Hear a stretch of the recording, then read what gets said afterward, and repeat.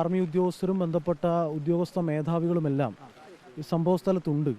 വളരെ പ്രതികൂലമായ കാലാവസ്ഥയാണ്. നിങ്ങൾ എല്ലാവർക്കും ഇവിടെ കാണുന്നേക്കാളും മോശം അവസ്ഥയാണ്. വളരെ പ്രതികൂലമായ, അത് ഒഴിഞ്ഞ ഭാഗം കൂടി ആയതുകൊണ്ട് അതിശക്തമായി മഴ പെയ്യുന്നുണ്ട്.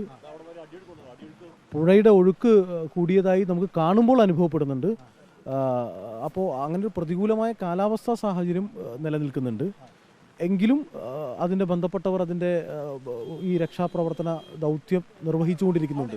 ഈ നേവിയുടെയും ഒപ്പം തന്നെ NDRFിൻ്റെയും സംഘം നിലവിൽ പുഴയിലുണ്ട്. അവർ 2 തവണ പുഴയിൽ അവർ ഒരു അറ്റംപ്റ്റ് നടത്തിയിരുന്നു. പക്ഷേ വലിയ ഒഴുക്കായതുകൊണ്ട് തന്നെ എനിക്ക് തോന്നുന്നു അവരുടെ ഒരു ഉദ്ദേശ പൂർത്തീകരണത്തിലേക്ക് കാര്യങ്ങൾ പോയിട്ടില്ല എന്നാണ് കണ്ടപ്പോൾ എനിക്ക് തോന്നിയത്.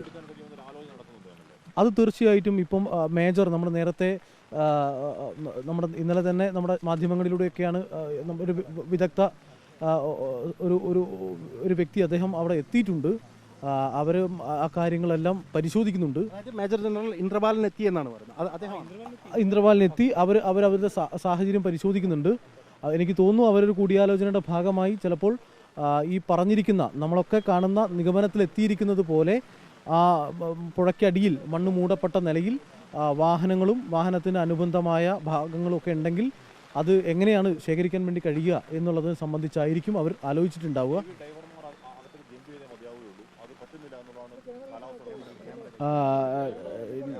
അവർ പിന്നെ 2 തവണ ഞാൻ പറഞ്ഞല്ലോ നേരത്തെ, അവർ ബോട്ട് ഉപയോഗിച്ച് പുഴയിലൂടെ അവർ വന്നിരുന്നു. പക്ഷേ ആ സമയത്ത് ബോട്ട് തന്നെ പുഴയുടെ ഒഴുക്കിനെതിരായി മുന്നോട്ട് പോകാൻ കഴിയാത്ത സാഹചര്യത്തിൽ തെന്നി പുറകോട്ട് പോവുകയാണ്.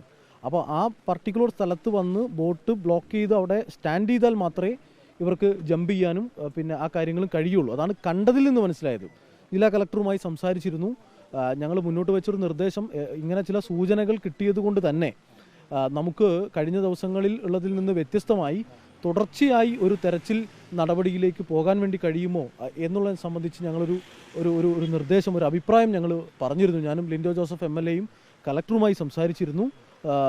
അതോടൊപ്പം തന്നെ ഗവൺമെൻറ് തലത്തിലും ഈ കാര്യത്തിൽ ഒരു ആലോചന നടത്തി. അതിൽ നമ്മളത് ശക്തമായി ആവശ്യപ്പെട്ടിട്ടുണ്ട്. കാരണം ഇങ്ങനെ സൂചന കിട്ടിയത് കൊണ്ട് തന്നെ നമുക്കിങ്ങനൊരു പ്രതീക്ഷ നമ്മുടെ ഉള്ളിൽ വന്നുപോയി. ആ പ്രതീക്ഷയുടെ അടിസ്ഥാനത്തിൽ തുടർന്നും ഇതുപോലെ തെരച്ചിൽ മുന്നോട്ട് പോയി കഴിഞ്ഞാൽ ഒരു പോസിറ്റീവായ നമുക്ക് ഒരു റിസൾട്ടിലേക്ക് എത്താൻ കഴിയും. പോസിറ്റീവ് ഓർ നെഗറ്റീവ് എന്തോ ആവട്ടെ, പക്ഷെ ഒരു റിസൾട്ടിലേക്ക് നമുക്ക് എത്താൻ കഴിയുമെന്നുള്ള ഒരു ആലോചനയാണ് നമ്മുടെയൊക്കെ മനസ്സിലുള്ളത്.